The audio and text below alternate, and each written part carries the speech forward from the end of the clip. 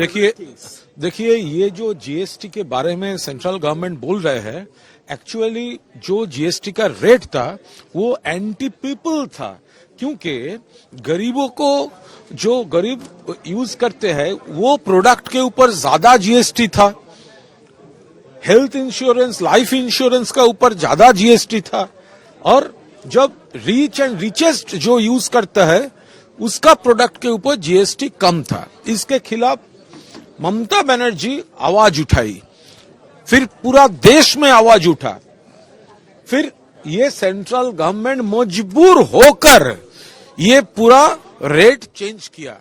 अभी वो उसका क्रेडिट लेने का कोशिश कर रहा है। अब शुरू क्यों किया, चेंज करना पड़ा क्यों?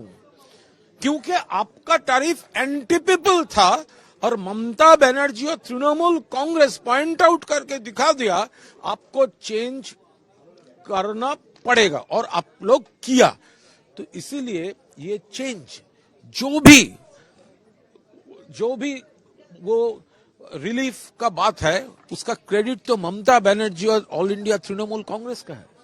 प्राइम मिनिस्टर ने ये भी कहा है कि 2017 में जीएसटी रिफॉर्म आया और ये एक बिगिनिंग है changing the old history and creating the new year. ये जो रिफॉर्म का बात बोल रहा है, रिफॉर्म करने का जरूरत क्या थी?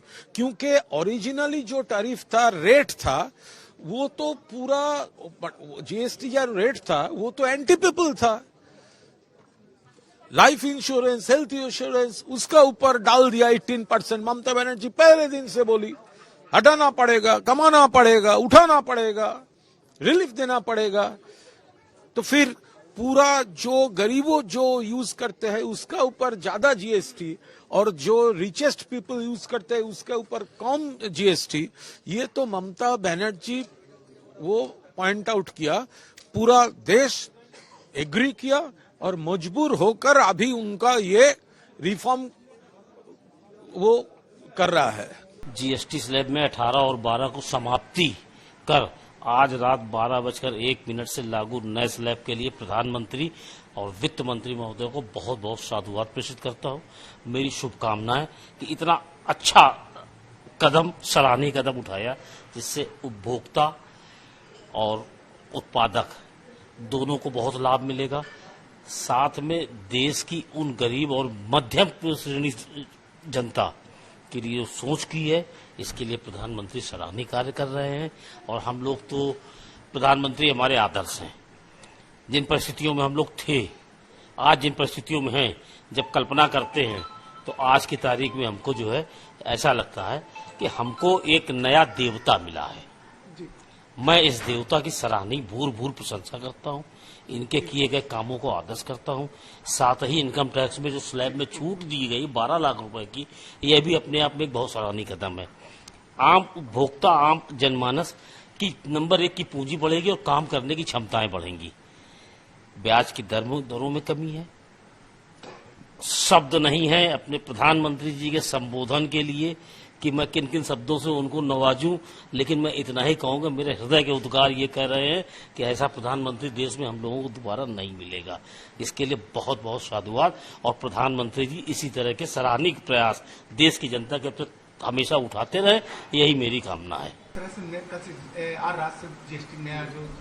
सरकार ने दरें लागू की, क्या लगता है आपको कितना असर पड़ेगा? मेरा बर्तन का व्यापार है, तो धनतेरस में सब बर्तन ही खरीदते हैं ज्यादातर लोग।